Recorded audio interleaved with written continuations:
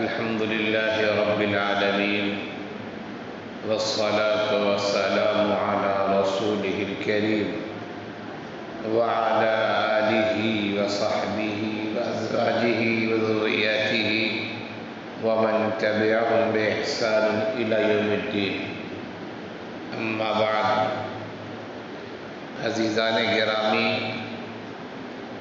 اور میرے دینی بھائیوں، ابھی چند روز پہلے ہم لوگوں نے عید الاضحیٰ کی نماز پڑھی اور نماز کے بعد جانوروں کی قربانی اللہ کے حضور پیش کی۔ قربانی کی تاریخ کیا ہے، قربانی کا مقصد کیا ہے، قربانی سے ہمیں کیا نصیحتیں ملتی ہیں، یہ سب باتیں وہ ہیں جن کے متعلق اس سے پہلے گفتگو ہو چکی ہیں۔ میں تذکیر کے طور پر، یاد دہانی کے طور پر، اور یہ کہا جائے کہ آپ کے ذہن و دماغ کو متوجہ کرنے کے لیے یہ بات کہنا چاہوں گا کہ جانوروں کی قربانی کے بعد ہمیں اس پہلو پر غور کرنا ہے کہ کیا قربانی کی بات ختم ہو گئی یا زندگی میں قربانی کی بات ہمیشہ باقی رہتی ہے۔ ہم نے جانوروں کی قربانی پیش کی، اللہ تعالیٰ سے دعائیں کی کہ اللہ تعالیٰ ان قربانیوں کو قبول فرمائے، اپنی شاعر شان اللہ تعالیٰ بدلہ عنایت فرمائے۔ لیکن جانوروں کی قربانی سے ہمیں اور آپ کو جو باتیں سمجھنی چاہیے اور اپنے ذہن و دماغ کو متوجہ کرنا چاہیے وہ یہ کہ قربانی زندگی کا ایک حصہ ہے۔ ایسا نہیں کہ سال میں ایک دفعہ عید الاضحیٰ کا موقع آیا، بقرعید کا موقع آیا، ہم نے جانور خریدا، ذبح کر دیا اور قصہ ختم ہو گیا۔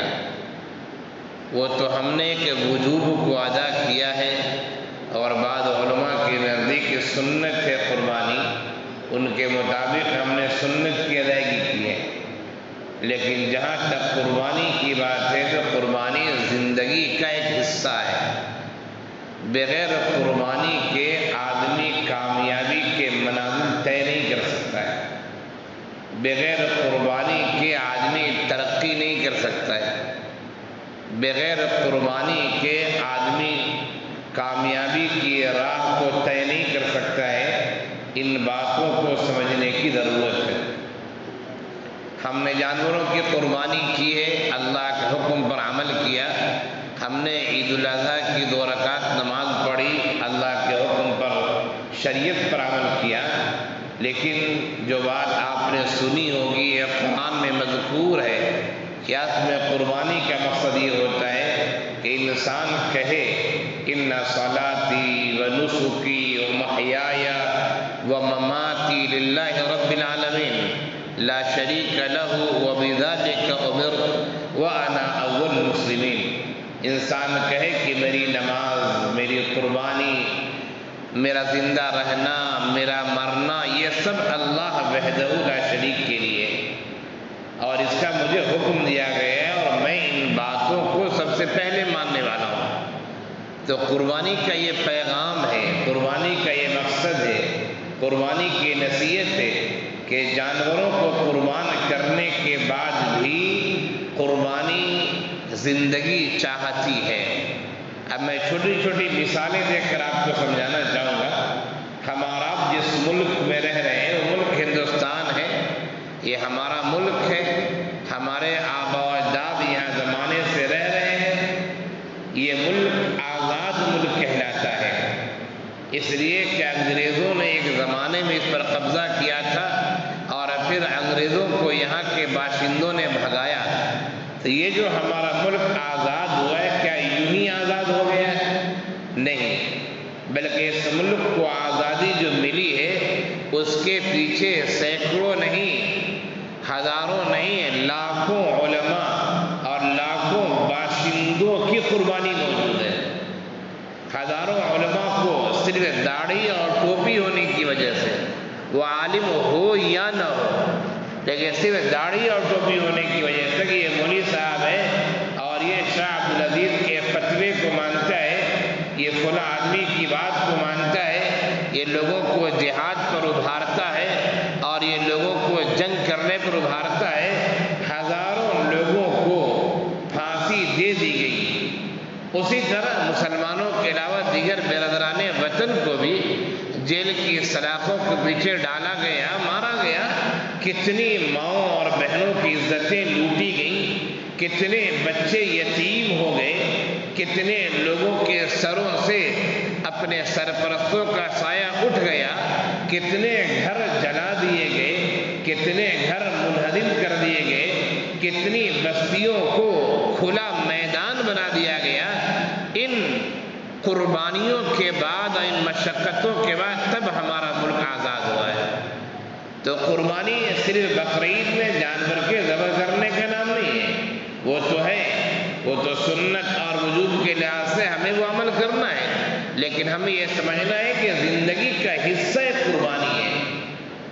آئیے دوسری مثال کی طرف، آپ اپنے سرپرستوں کو چھوڑ کر، اپنے والدین کو چھوڑ کر، اپنے بھائی بہنوں کو چھوڑ کر، اپنے اڑوس پڑوس کے لوگوں کو چھوڑ کر، اپنے وطن کو چھوڑ کر آپ یہاں آئے اور چند سالوں کے بعد آپ عالم بنیں گے۔ لوگ یہ تو کہیں گے عالم صاحب مفتی صاحب ہیں، لیکن لوگ یہ نہیں دیکھیں گے عالم بننے کے پیچھے کتنی قربانیاں پیش کی اس بچے نے۔ اس بچے نے مفتی بننے کے پیچھے، عالم بننے کتنی قربانیاں پیش کی، اس نے مشقتیں برداشت کیے، گھر کے عیش و آرام کے کھانے کو چھوڑ کر مدرسے کی دال روٹی پر، جیسے عام طور سے کھانا ہوتا ہے۔ اب تو خیر مدرسوں کے کھانے کا معیار بہت اچھا ہو گیا ہے، لیکن جس زمانے میں ہم لوگ پڑھتے تھے، یعنی آج سے تقریباً 35 سال پہلے، اس زمانے میں کھانے بہت اچھے نہیں ہوتے تھے۔ عام طور سے بچے کہتے تھے کہ مدرسے کی دال ایسی ہے کہ اس سے وضو کرنا بھی جائز ہو جائے گا، اور ہم لوگ یہ بھی کہتے تھے کہ جب مدرسے کی کھچڑی کھایا کرو تو کھچڑی کو، لقمے کو منہ میں لے جانے سے پہلے اپنے ایک ہاتھ کو کہونی میں لگا دو، ایسے کھچڑی اٹھاؤ گے نا دھڑ سے کھچڑی یہاں گرے گی۔ اتنی پتلی کھچڑی ہوا کرتی تھی، اور آج کل ماشاءاللہ آپ لوگ کھٹا کھچڑی اور قیمہ اور کیا کیا ماشاءاللہ ایسے کھانے کھاتے ہیں جو کھانے بڑے لوگ اچھے گھروں میں کھائے جاتے ہیں۔ خیر میں یہ کہہ رہا ہوں کہ ہم نے بہت ساری قربانیاں دی ہیں، اپنے وطن کو، اپنے گھر کو، اپنے سرپرستوں کو، اپنے بھائی بہنوں کو، اپنے دوست احباب کو، اپنی زمین کو، بہت ساری قربانیاں دی ہیں۔ اور کتنے طلبہ ایسے ہیں جو سال میں بھی گھر نہیں جاتے، یا گھریلو مسائل کی وجہ سے یا اپنے پڑھائی میں انہماک کی وجہ سے وہ 2 سال 3 سال کے بعد گھر جاتے ہیں۔ اتنی قربانیوں کے بعد تب جا کے آدمی عالم بنتا ہے، مفتی بنتا ہے، ایسے نہیں بن جاتا۔ سماج اسے چاہے جو اہمیت دے، جیسا کہنا ہو کہے، لیکن مفتی عالم بننے محنت پڑتی ہے۔ ایک آدمی کو ہم دیکھتے ہیں کہ بڑا ذمہ دار بنا ہوا ہے، وہ بڑے عہدے پہ فائز ہے، اس کے ہاتھ میں بہت سارے اختیارات ہیں، وہ کسی تنظیم کا، کسی تحریک کا یا کسی سرکاری عہدے کا وہ ذمہ دار ہے، اس عہدے پر وہ فائز ہے۔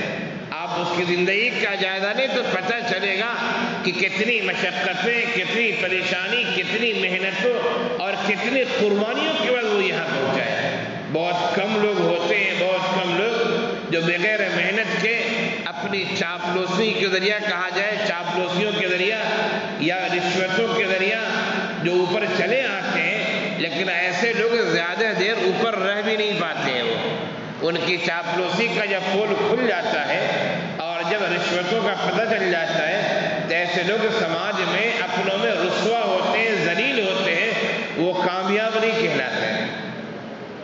اس لیے قربانی زندگی کا ایک حصہ ہے، ہمیں قربانی سے گھبرانے کی ضرورت نہیں ہے۔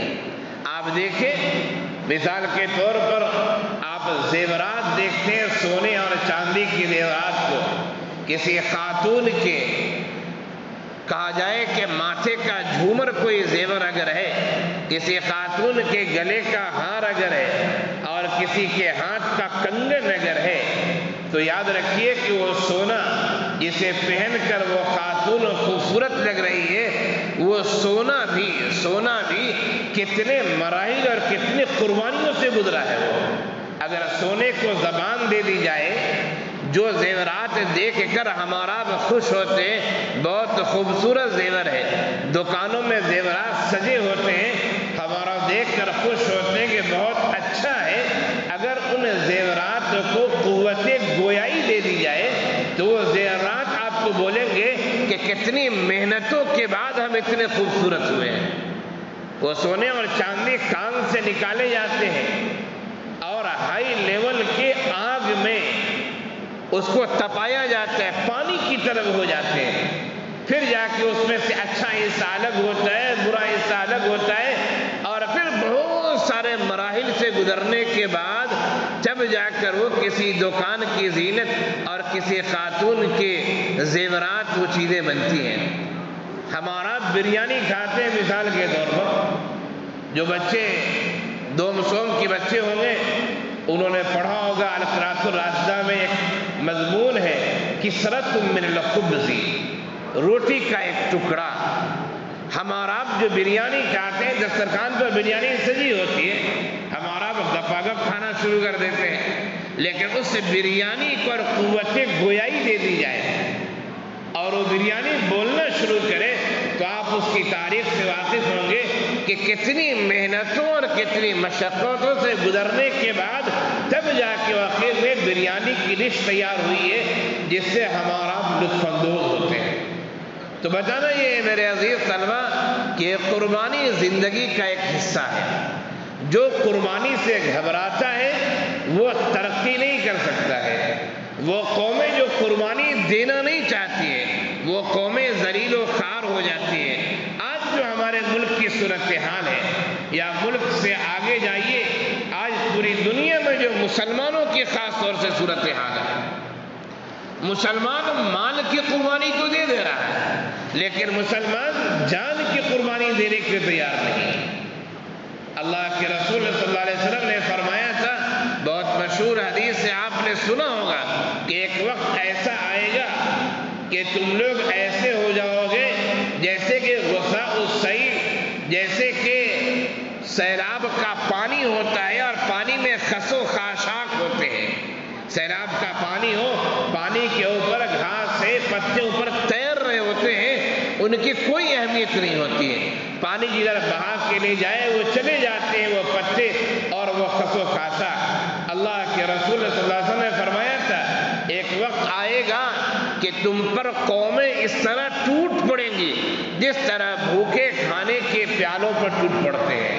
تم پر قومیں اس طرح ٹوٹ پڑیں گی جس طریقے سے پیاسے پانی کے گلاسوں پہ ٹوٹ پڑتے ہیں۔ صحابہ کرام نے فرمایا تھا، اب من قلت یا رسول اللہ، کیا اللہ کے رسول ایسا ہماری کمی کی وجہ سے ہوگا؟ فرمایا کہ نہیں، کمی کی وجہ سے نہیں ہوگا، بلکہ تم تو آج سے زیادہ بڑی تعداد میں ہوگی اس زمانوں میں، لیکن تمہارے اندر وہن داخل ہو جائے گا، وہن۔